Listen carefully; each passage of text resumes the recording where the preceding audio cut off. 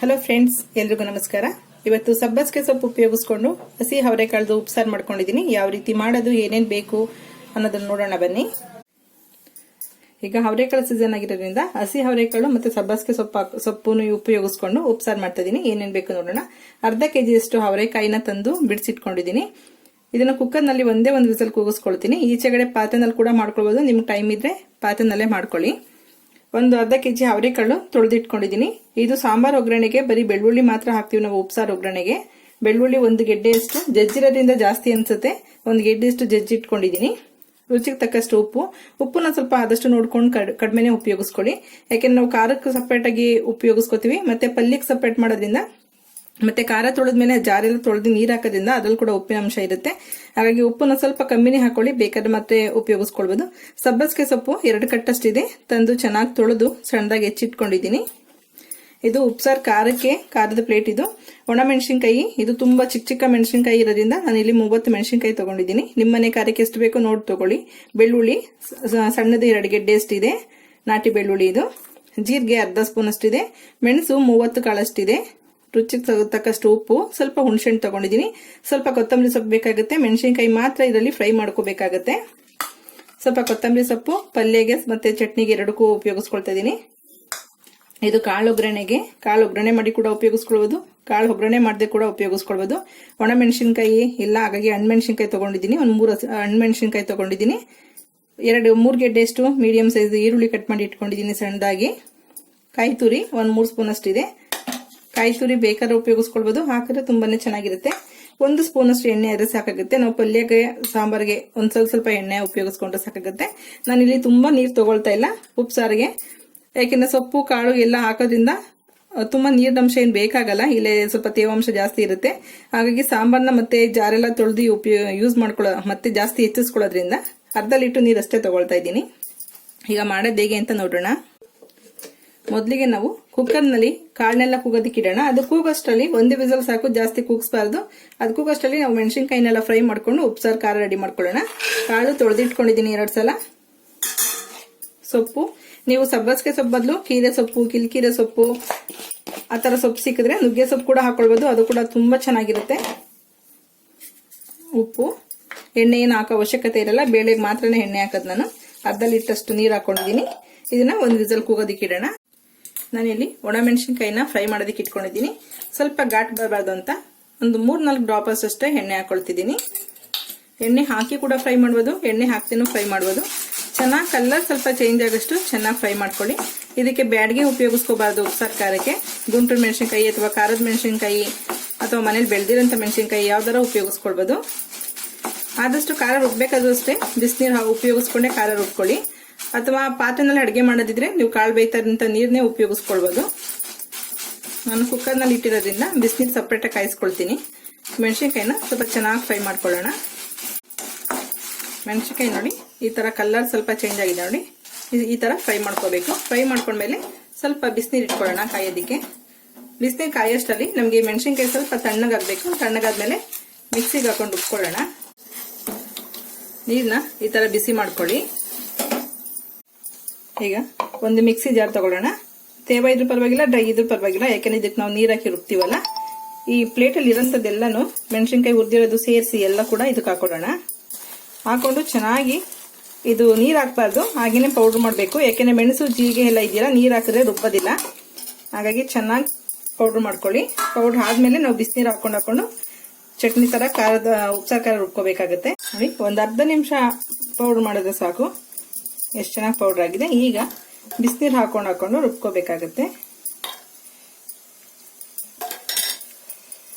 ಆದಷ್ಟು ರುಬ್ಬೇಕಾದ್ರೆ ಇದ್ರ ಮೇಲ್ಗಡೆ ಈ ಹೋಲ್ ಇದೆಯಲ್ಲ, ಹೋಲ್ ಮುಚ್ಚೋದಿಕ್ಕೆ ಹೋಗ್ಬೇಡಿ. ಸ್ವಲ್ಪ ಒಂದು ಬಟ್ಟೆ ಹಾಕೊಂಡು ರುಬ್ಕೋಬೇಕಾಗುತ್ತೆ. ಹಾಗಾಗಿ ಸ್ವಲ್ಪ ಈ ತರ ಒಂದು ಬಟ್ಟೆನ ಮುಚ್ಚಿಬಿಟ್ಟು ರುಬ್ಕೊಳ್ಳಿ. ಬಿಗ್ಗೆ ಕ್ಯಾಪ್ ಕೂಡ ನೋಡಿ ಚೆನ್ನಾಗಿ ಪೇಸ್ಟ್ ಆಗಿದೆ. ತುಂಬಾ ನೀರು ಹಾಕೋಬೇಡಿ, ಚಟ್ನಿ ತರ ರುಬ್ಕೋಬೇಡಿ, ಸ್ವಲ್ಪ ಗಟ್ಟಿ ಇರಲಿ ಉಪ್ಸಾರು ಖಾರ ಅಂದ್ರೆ. ಈಗ ಇದಕ್ಕೆ ಸ್ವಲ್ಪ ಕೊತ್ತಂಬರಿ ಸೊಪ್ಪು ಹಾಕೊಂಡು ಮತ್ತೆ ರುಬ್ಕೋಬೇಕಾಗುತ್ತೆ. ಈಗ ನೀರು ಹಾಕೋ ಅವಶ್ಯಕತೆ ಇಲ್ಲ. ಸ್ವಲ್ಪ ಕೊತ್ತಂಬರಿ ಸೊಪ್ಪು ಹಾಕೊಂಡಿದ್ದೀನಿ. ಆಕ್ಚುಲಿ ನಾವು ಕಲ್ಲಲ್ಲೆಲ್ಲ ಹರಿದ್ರೆ, ಹಸೆ ಕಲ್ಲು ಅಂತ ಊರ್ ಕಡೆ ಇರುತ್ತಲ್ಲ, ಅದ್ರಲ್ಲಿ ಹರಿದ್ರೆ ಜೀರಿಗೆ ಮತ್ತೆ ಮೆಣಸು, ಹುಣಸೆ ಹಣ್ಣು, ಬೆಳ್ಳುಳ್ಳಿ, ಸೊಪ್ಪು ಎಲ್ಲ ಕೂಡ ಕೊನೆಯಲ್ಲಿ ಹಾಕೊಂಡು ಅರಿತೀವಿ, ಒಳ್ಳೆ ಫ್ಲೇವರ್ ಇರುತ್ತೆ. ಆ ಕಲ್ಲಲ್ಲಿ ಅರಿಯೋದು ಕೂಡ ಒಂದ್ಸಲ ತೋರಿಸ್ಕೊಡ್ತೀನಿ. ಆದರೆ ಎಲ್ಲರೂ ಮನೇಲೂ ಕಲ್ಲು ಇರಲ್ಲ, ಅದಕ್ಕೋಸ್ಕರ ನಾನು ಮಿಕ್ಸಿಲೇ ರುಬ್ಕೊಳ್ತಿದ್ದೀನಿ. ಆ ಖಾರನ ಒಂದು ಡಬ್ಬಿಗೆ ಎತ್ತಿಟ್ಕೊಳ್ಳೋಣ. ಎತ್ತಿಟ್ಕೊಂಡು ಜಾರೆಲ್ಲ ತೊಳೆದ್ಬಿಟ್ಟು ಸೊಪ್ಪೆಲ್ಲ ಬಸ್ತು ಸಾಂಬಾರು ಒಗ್ಗರಣೆ ಮಾಡ್ತೀವಲ್ಲ ಅವಾಗ ಹಾಕೊಳ್ಬೋದು, ಅಥವಾ ಕಾಳಿನ ಜೊತೆಗೆ ಕೂಡ ಹಾಕಿ ಕುದಿಸ್ಕೊಂಡು ಆಮೇಲೆ ಸೊಪ್ಪನ್ನ ಬಸ್ಕೊಳ್ಬೋದು. ನಿಮಗೆ ಯಾವ ರೀತಿ ಬೇಕು ನೋಡಿ ಮಾಡ್ಕೊಳ್ಳಿ. ಖಾರನೆಲ್ಲ ಒಂದು ಡಬ್ಬಿಗೆ ತಂದಿಟ್ಕೊಳ್ಳೋಣ.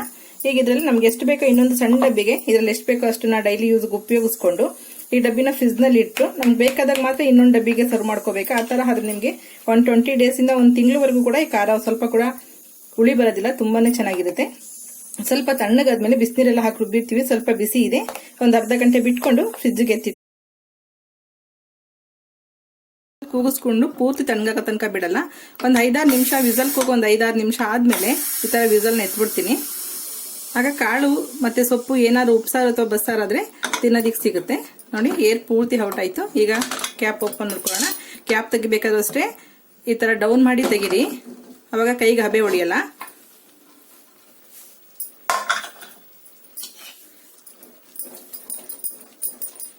ನಿಮ್ಗೆ ಈಗ ಸಾಂಬಾರ್ ಜಾಸ್ತಿ ಬೇಕಂದ್ರೆ ಇನ್ನೊಂದು ಅರ್ಧ ಲೋಟದಷ್ಟು ನೀರು ಹಾಕ್ಬಿಟ್ಟು ಬಿಸಿನೀರನ್ನ ಕುದಿಸ್ಕೊಳ್ಬಹುದು.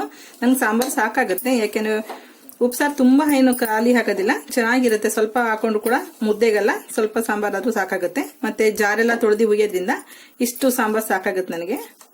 3/4 ಲೀಟರ್ ಸಾಂಬಾರ್ ಆಗುತ್ತೆ. ಕುಕ್ಕರ್ ನಲ್ಲಿ ಮಾಡಿದಂತ ಸಾಂಬಾರ್ ಆಗ್ಬೋದು, ಎಲ್ಲ ಬೇಳೆ ಸಾರಾಗ್ಲಿ ಉಪ್ಸಾರು ಬಸ್ಸಾರು ಏನೇ ಆದ್ರೂ ಕೂಡ ಕುಕ್ಕರ್ದು ಕ್ಯಾಪ್ ಓಪನ್ ಮಾಡಿದ್ಮೇಲೆ ಸ್ಟವ್ ಆನ್ ಮಾಡಿ ಒಂದ್ ಅರ್ಧ ನಿಮಿಷ ಮತ್ತೆ ಕುದಿಸ್ತೀನಿ. ಎಲ್ಲ ಬೇಳೆ ಸಾರು ಆಗ್ಬೋದು, ನೀವು ಹುಳಿ ಸಾರು ಮಾಡಿ ಏನೇ ಮಾಡಿ, ರೈಸ್ ಒಂದ್ ಬಿಟ್ಟು ನೀವು ಸಾಂಬಾರ್ ಏನೇ ಮಾಡಿದ್ರು ಅಥವಾ ಚಿಕನ್ ಸಾಂಬಾರ್ ಮಾಡಿದ್ರು ಅಷ್ಟೇ ಒಂದೇ 1 ನಿಮಿಷ ಕುದಿಸಿ, ಇನ್ನೂ ಚೆನ್ನಾಗಿ ಅದು ರಸ ಬಿಟ್ಕೊಳ್ಳುತ್ತೆ, ಇನ್ನೂ ತುಂಬಾ ಚೆನ್ನಾಗಿರುತ್ತೆ. ಇಲ್ಲಾಂದ್ರೆ ಸುಮ್ನೆ ಬೆಂದಿರುತ್ತೆ ಅಷ್ಟೇ, ಅಷ್ಟೊಂದು ರಸ ಬಿಟ್ಟಿರಲ್ಲ. ನೀವು ಈ ತರ ಕುಕ್ಕರ್ ಸ್ವಲ್ಪ ಓಪನ್ ಮಾಡಾದ್ಮೇಲೆ ಈ ತರ ಚೆನ್ನಾಗಿ ಒಂದು ಅರ್ಧ ನಿಮಿಷದಷ್ಟು ಕುದಿಸೋದ್ರಿಂದ ತುಂಬಾ ಚೆನ್ನಾಗಿ ಫ್ಲೇವರ್ ಹೆಡ್ ಆಗುತ್ತೆ. ತುಂಬಾ ನೋಡಿ ಕಾಳು ಸೊಪ್ಪೆಲ್ಲ ಮೇಲ್ಮೇಲೆ ಕೂತಿತ್ತಲ್ಲ, ಚೆನ್ನಾಗಿ ಮಿಕ್ಸ್ ಕೂಡ ಆಗಿದೆ, ತುಂಬಾ ಚೆನ್ನಾಗಿ ರಸ ಕೂಡ ಬಿಟ್ಟಿರುತ್ತೆ. ಈಗ ಇದನ್ನ ಸ್ಟವ್ ಆಫ್ ಮಾಡಿ ಬಸ್ಕೊಳ್ಳೋಣ.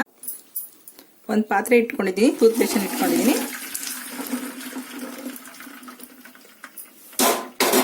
ಬಸ್ತಾದ್ಮೇಲೆ ಸ್ವಲ್ಪ ಸೊಪ್ಪನ್ನ ಜಸ್ಟ್ ತುಂಬಾ ಪ್ರೆಸ್ ಮಾಡಬೇಡಿ, ಜಸ್ಟ್ ಪ್ರೆಸ್ ಮಾಡಿ, ನೀರಿನಂಶ ಎಲ್ಲ ಬಂದ್ಬಿಟ್ರೆ ಪಲ್ಯ ಮಾಡಿದಾಗ ತುಂಬಾನೇ ಚೆನ್ನಾಗಿರುತ್ತೆ. ಇಲ್ಲಾಂದ್ರೆ ನೀವು ಪಲ್ಯ ಮಾಡಿರ್ತೀರಾ, ಪಲ್ಯದೆಲ್ಲ ನೀರ್ ತರ ಇದ್ರೆ ಚೆನ್ನಾಗಿರಲ್ಲ.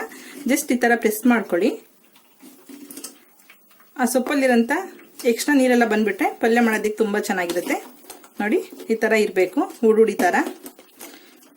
ಯಾವುದೇ ಪಲ್ಯಗಳು ಮಾಡೋದಿದ್ರು ಅಷ್ಟೇ ಸ್ವಲ್ಪ ಪ್ರೆಸ್ ಮಾಡಿ ನೀರು ತೆಗಿರಿ. ತುಂಬಾ ಪ್ರೆಸ್ ಮಾಡ್ಬೇಕಂತಿಲ್ಲ, ಲೈಟ್ ಆಗಿ ಮಾಡಿದ್ರೆ ಸಾಕು. ಈಗ ಒಗ್ಗರಣೆ ಹಾಕೊಳ್ಳೋಣ. ಈಗ ನೋಡಿ ನಮ್ಗೆ ಇಷ್ಟು ಸಾಂಬಾರ್ ಸಿಕ್ಕಿದೆ. ಕಾಳು ಸೊಪ್ಪು ಬಸ್ತಿರಂತ ನೀರಿದು, ಇದಕ್ಕೆ ಉಪ್ಪು ಹಾಕಿ ಬೇಯಿಸಿದ್ವಲ್ಲ ಅಷ್ಟೇ ಅದ್ರಲ್ಲಿ ಮಿಶ್ರಣ ಆಗಿರೋಂಥದ್ದು. ಈಗ ಖಾರ ತೊಳೆದಿರ್ತೀವಲ್ಲ ಜಾರು, ಆ ಜಾರು ನೀರೆಲ್ಲ ಹಾಕೊಳ್ಳೋಣ. ನಿಮ್ಗೆ ಸಾಂಬಾರ್ ಇನ್ನೂ ಜಾಸ್ತಿ ಬೇಕು ಅನ್ನೋದಾದ್ರೆ ಇನ್ನು ಸ್ವಲ್ಪ ನೀರು ಹಾಕೊಂಡು ಕುದಿಯೋದಕ್ಕೆ ಇಟ್ಕೊಳ್ಬೋದು. ನಾನು ಆವಾಗಲೇ ಹೇಳ್ದಂಗೆ ಉಪ್ಸಾರು ಸ್ವಲ್ಪನೇ ಆದ್ರೆ ಚೆನ್ನಾಗಿರುತ್ತೆ. ಒಂದು 5-6 ಜನಕ್ಕಾಗತ್ತೆ ನೋಡಿ ಇಷ್ಟು ಉಪ್ಸಾರು. ಈಗ ಇದನ್ನ ಕುದಿಯೋದಕ್ಕೆ ಇಡೋಣ. ಬೆಳ್ಳುಳ್ಳಿ ಒಂದು ಒಗ್ಗರಣೆ ಹಾಕಿದ್ರೆ ಸಾಕು, ಸಾಂಬಾರ್ ರೆಡಿ ಆಗಿದೆ. ಸ್ಪೂನಷ್ಟು ತುಪ್ಪ ಹಾಕೊಳ್ತೀನಿ. ನೀವು ಎಣ್ಣೆ ಕೂಡ ಹಾಕೊಳ್ಬೋದು, ತುಪ್ಪ ಕೂಡ ಹಾಕೊಳ್ಬೋದು. ನಿಮ್ಗೆಲ್ಲ ಗೊತ್ತಿರಬೇಕು, ಹಸೆಕಾಳು ತುಂಬಾನೇ ವಾಯು. ಜಾಯಿಂಟ್ ಪೇನ್ ಇರೋರು ಆದಷ್ಟು ಹಸೆಕಾಳನ್ನ ಅವಾಯ್ಡ್ ಮಾಡ್ತಾರೆ, ತಿನ್ನೋದಿಲ್ಲ. ಅದು ಈ ಚಳಿ ಸೀಸನ್ಗೂ ಇನ್ನೂ ಜಾಯಿಂಟ್ ಪೇನ್ ಜಾಸ್ತಿ ಆಗುತ್ತೆ. ಹಾಗಾಗಿ ಸ್ವಲ್ಪ ನಾನು ಇಲ್ಲಿ ಬೆಳ್ಳುಳ್ಳಿನ ಜಾಸ್ತಿ ಉಪಯೋಗಿಸ್ಕೊಳ್ತಾ ಇದ್ದೀನಿ. ನಿಮ್ಗೆ ಬೇಕಂದ್ರೆ ಉಪಯೋಗಿಸ್ಕೊಳ್ಳಿ. ಅದೇ ಬೆಳ್ಳುಳ್ಳಿ ಮತ್ತೆ ಸಬ್ಬಸ್ಗೆ ಸೊಪ್ಪು ಸ್ವಲ್ಪ ಹೀಟ್ ಇರೋದ್ರಿಂದ ಈ ಕಾಂಬಿನೇಷನ್ ಇದ್ದು ಮಾಡ್ಕೊಂಡು ತಿಂದ್ರೆ ಸಬ್ಬಸ್ಗೆ ಸೊಪ್ಪನ್ನ ಹಸೆಕಾಳು ಜೊತೆ ಆದಷ್ಟು ಒಂದು ಸಲ ಆಸೆ ತೀರ್ಸ್ಕೊಳ್ಬೋದು, ಹಸೆಕಾಳು ತಿನ್ಬೇಕು ಅನ್ನೋ ಅಂತ ಆಸೆನ. ಈಗ ಸ್ವಲ್ಪ ಬೆಳ್ಳುಳ್ಳಿ ಸ್ವಲ್ಪ ಕಲರ್ ಚೇಂಜ್ ಆಗಿ ಫ್ರೈ ಆಗ್ಲಿ. ಮೆಣಸಿನಕಾಯಿ ಹುರಿದಿರೋಂಥ ಬಾಂಡ್ಲಿನೇ ಉಪಯೋಗಿಸ್ಕೊಂಡಿದ್ದೀನಿ. ಈಗ ಇದನ್ನ ಕುದೀತಾ ಇರೋ ಸಾಂಬಾರ್ಗೆ ಹಾಕೊಳ್ಳೋಣ. ಓಕೆ, ಇಷ್ಟು ಫ್ರೈ ಆದ್ರೆ ಸಾಕು. ಒಂದೇ 1 ಸ್ಪೂನ್ ಅಷ್ಟೇ ಎಣ್ಣೆ ಹಾಕೊಂಡಿದ್ದೀನಿ. ನೋಡಿ ನಿಮ್ಗೆ ಬೇಕಂದ್ರೆ ಇನ್ನೂ ಜಾಸ್ತಿ ಬೇಕನ್ನೋದಾದ್ರೆ ಹಾಕೊಳ್ಳಿ. ಎಣ್ಣೆ ಬಿಸಿ ಆದ ತಕ್ಷಣ ಈರುಳ್ಳಿ ಮತ್ತೆ ಒಣಮೆಣಸಿನ್ಕಾಯಿ ಒಂದು 4-5 ಹಾಕೊಂಡು ಚೆನ್ನಾಗಿ ಫ್ರೈ ಮಾಡೋಣ. ಸ್ವಲ್ಪ ಹಸಿ ವಾಸನೆ ಹೋಗ್ಬೇಕಿದೆ. ಈರುಳ್ಳಿನ ಚೆನ್ನಾಗಿ ಫ್ರೈ ಮಾಡಿದ್ರೆ ಪಲ್ಯ ಟೇಸ್ಟೇ ಡಿಫ್ರೆಂಟ್ ಆಗಿರುತ್ತೆ.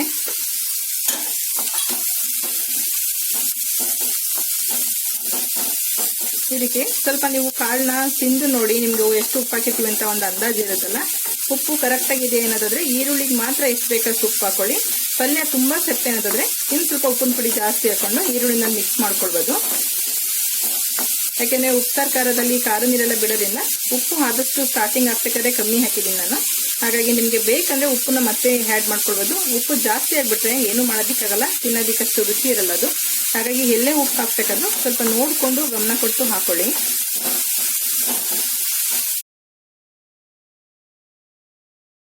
ಮತ್ತೆ ಕಾಳು ಎರಡಕ್ಕೂ ಸೇರಿಸಿ ಉಪ್ಪು ಹಾಕೊಳ್ತಾ ಇದ್ದೀನಿ. ಸ್ವಲ್ಪ ಉಪ್ಪು ಹಾಕೋದ್ರಿಂದ ಈರುಳ್ಳಿ ಕೂಡ ಸಾಫ್ಟಾಗಿ ಬೇಗ ಬೇಯುತ್ತೆ. ಈರುಳ್ಳಿ ಇನ್ನೂ ಸ್ವಲ್ಪ ಫ್ರೈ ಆಗಬೇಕು. ಈರುಳ್ಳಿ ಚೆನ್ನಾಗಿ ಫ್ರೈ ಮಾಡಿ, ನೀವು ತುಂಬ ರೋಸ್ಟೆಡ್ ಅಂತಲ್ಲ, ಜಸ್ಟ್ ಒಂದು ಪಲ್ಯಕ್ಕೆ ಚೆನ್ನಾಗಿ ಫ್ರೈ ಮಾಡಿದ್ರೆ ನಿಮಗೆ ಒಳ್ಳೆ ಟೇಸ್ಟ್ ಆಗಿರುತ್ತೆ. ಮತ್ತೆ ತೆಂಗಿನಕಾಯಿ ತುರಿ ಕೂಡ ಅಷ್ಟೇ, ನಾನು ಕೊನೆಯಲ್ಲಿ ಹಾಕೋದಿಲ್ಲ, ಸ್ವಲ್ಪ ಎಣ್ಣೆನಲ್ಲಿ ಕೂಡ ಅದನ್ನು ಕೂಡ ಫ್ರೈ ಮಾಡ್ಕೊಳ್ತೀನಿ. ಈಗ ಇದೇ ಈರುಳ್ಳಿ ಒಗ್ಗರಣೆಗೆ ಕಾಯಿ ತುರಿ ಹಾಕೊಳ್ತಿದ್ದೀನಿ. ಕಾಯಿ ತುರಿ ಕೂಡ ಚೆನ್ನಾಗಿ ಫ್ರೈ ಆಗಬೇಕು, ಚೆನ್ನಾಗಿರುತ್ತೆ ಟೇಸ್ಟು. ನಿಮಗೆ ಕಾಯಿ ತುರಿ ಜೊತೆಗೆ ಹಸಿಮೆಣಸಿನ್ಕಾಯಿ ಇದು ಹಾಕಿದೀವಲ್ಲ, ಒಣ ಮೆಣಸಿನ್ಕಾಯಿ, ಈ ಮೆಣಸಿನ್ಕಾಯಿ, ಕಾಯಿ ತುರಿ, ಶುಂಠಿನೆಲ್ಲ ಜಸ್ಟ್ ಪೇಸ್ಟ್ ತರ ಮಾಡ್ಬಿಟ್ಟು ಕೂಡ ಇದಕ್ಕೆ ಆ್ಯಡ್ ಮಾಡ್ಕೊಳ್ಬೋದು. ಅದು ಕೂಡ ಒಂದು ಒಳ್ಳೆ ಟೇಸ್ಟ್ ಕೊಡುತ್ತೆ. ನಾನು ತುರಿ ಹಾಕಿದ್ದೀನಿ, ಜಸ್ಟ್ ನೀರು ಹಾಕ್ಬಾರ್ದು, ಜಸ್ಟ್ ಹಾಗೆ ಮಿಕ್ಸಿನಲ್ಲಿ ಹೊಡೆದ್ರೆ ತುಂಬಾನೇ ಒಳ್ಳೆ ಪೇಸ್ಟ್ ತರ ಆಗುತ್ತೆ. ಅದು ಕೂಡ ತುಂಬಾ ಚೆನ್ನಾಗಿರುತ್ತೆ ಕೋಟಿಂಗು. ಕಾಯಿ ಒಂದು ಸೌಂಡ್ ಬರುತ್ತೆ ಚಟಪಟ ಅಂತೇಳಿ, ಎಣ್ಣೆ ಇದ್ರಲ್ಲಿ ಬೇಯ್ತಾ ಇದ್ದಂಗೆ ನಿಮಗೆ ಸೌಂಡ್ ಬರುತ್ತೆ. ಆ ತರ ಸೌಂಡ್ ಬಂದ್ರೆ ತುಂಬಾ ಈ ಕಾಯಿನ ಒಂದ್ಸಲ ಬೆಂಕಿನಲ್ಲಿ ಸುಟ್ಬಿಟ್ಟು ತಿಂತಾರೆ, ಒಂಥರ ಕೊಬ್ಬರಿ ಆಗುತ್ತದು, ಆ ತರ ಟೇಸ್ಟ್ ಬರುತ್ತೆ. ಪಲ್ಯ ಚೆನ್ನಾಗಿರುತ್ತೆ. ಇನ್ನೊಂದು 4-5 ಸೆಕೆಂಡ್ ಅಷ್ಟು ಫ್ರೈ ಆಗಲಿ.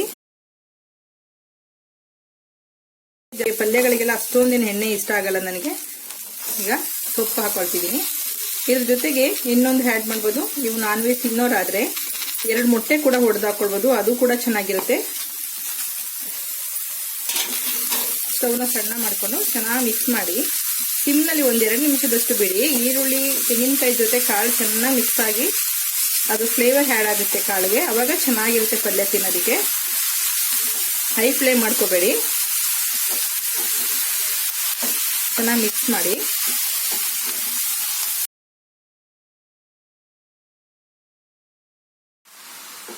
ನೋಡಿ ಪಲ್ಯ ರೆಡಿ ಆಗಿದೆ. ಈಗ ಚೆನ್ನಾಗಿ 1.5 ನಿಮಿಷದಷ್ಟು ನಾನು ಸಿಮ್ನಲ್ಲಿ ಬಿಟ್ಟಿದ್ದೀನಿ. ಚೆನ್ನಾಗಿ ಮಿಕ್ಸ್ ಆಗಿದೆ, ಚೆನ್ನಾಗಿ ಫ್ಲೇವರ್ ಕೂಡ ಆ್ಯಡ್ ಆಗಿದೆ. ಈಗ ನಾವು ಸ್ಟವ್ ಆಫ್ ಮಾಡಿ ಪಲ್ಯ ಮುಚ್ಚೋದಾದ್ರೂ ಕೂಡ ಈ ಥರ ಒಂದು ಕಡ್ಡಿ ಇಟ್ಬಿಟ್ಟು ಈ ಥರ ಒಂದು ಟೂತ್ ಬ್ರಷ್ ಏನಾದ್ರು ಮುಚ್ಚಿ, ನೀವು ಪೂರ್ತಿ ಕವರ್ ಮಾಡಬೇಡಿ ಪ್ಲೇಟ್ನ, ಚೆನ್ನಾಗಿರಲ್ಲ ಪಲ್ಯ. ಯಾಕೆಂದ್ರೆ ಎಲ್ಲ ಹಾವಿ ನೀರೆಲ್ಲ ಮತ್ತೆ ಅದಕ್ಕೆ ಬಿಡ್ರೆ ಪಲ್ಯ ಕೂಡ ಸ್ವಲ್ಪ ಲಿಕ್ವಿಡ್ ತರ ಆಗುತ್ತೆ, ಟೇಸ್ಟ್ ಚೆನ್ನಾಗಿರಲ್ಲ. ಯಾವುದೇ ಪಲ್ಯ ಮಾಡಿದ್ರು ಈ ಥರ ಮಾಡಿದ್ರೆ ಆದಷ್ಟು ಒಳ್ಳೆ ಚೆನ್ನಾಗಿರುತ್ತೆ ಟೇಸ್ಟ್ ಅಷ್ಟೇ. ನೋಡಿ ನಿಮ್ಗೆ ಹೆಂಗ್ ಕಂಫರ್ಟಬಲ್ ಇರುತ್ತೋ ಹಂಗೆ ಮಾಡ್ಕೊಳ್ಳಿ. ತುಪ್ಪದಲ್ಲಿ ಫ್ರೈ ಮಾಡಿ ಹಾಕಿದ್ವಲ್ಲ ಬೆಳ್ಳುಳ್ಳಿ, ಅದು ಕೂಡ ತುಂಬಾ ಚೆನ್ನಾಗಿ 1-2 ನಿಮಿಷ ಅದು ಕುದಿಸ್ಕೋಬೇಕು. ಫ್ರೈ ಮಾಡಾದ್ಮೇಲೆ ಅದು ಚೆನ್ನಾಗಿ ಒಂದು ಒಳ್ಳೆ ಫ್ಲೇವರ್ ಬಿಡುತ್ತೆ. ಈಗ ಸಾಂಬಾರ್ ಕೂಡ ರೆಡಿ ಆಗಿದೆ.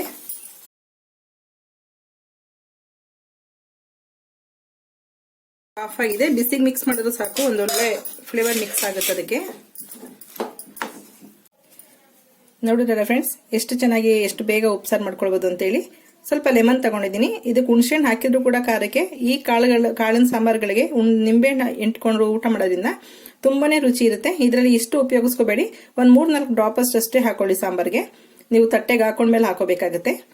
ಖಾರ ಕೂಡ ರೆಡಿ ಆಗಿದೆ. ಖಾರ ಇಲ್ಲ ಅನ್ನೋದಾದ್ರೆ ನೀವು ಯಾವಾಗ ಪ್ರಿಪೇರ್ ಮಾಡಿರೋ ಖಾರ ಕೂಡ ಉಪಯೋಗಿಸ್ಕೊಳ್ಬಹುದು. ಜಾರ್ ತೊಳೆದು ಉಯ್ದಂತ ಜಾಗದಲ್ಲಿ ಒಂದು ಅರ್ಧ ಸ್ಪೂನ್ ಅಷ್ಟು ಖಾರನ ನೀರಿನಲ್ಲಿ ಕಲಸಿ ಕೂಡ ಹಾಕೊಳ್ಬಹುದು, ಅದು ಕೂಡ ಒಳ್ಳೆ ಟೇಸ್ಟ್ ಕೊಡುತ್ತೆ. ಓಕೆ ಫ್ರೆಂಡ್ಸ್, ಈ ವಿಡಿಯೋ ಇಷ್ಟ ಆಗಿದೆ ಲೈಕ್ ಮಾಡಿ, ಶೇರ್ ಮಾಡಿ, ಸಬ್ಸ್ಕ್ರೈಬ್ ಮಾಡಿ. ನಿಮ್ಮ ಅಭಿಪ್ರಾಯ ಅನಿಸಿಕೆಗಳೇನಾದ್ರೆ ಕಮೆಂಟ್ ಬಾಕ್ಸ್ ಅಲ್ಲಿ ಹಾಕಿ. Okay bye, thank you.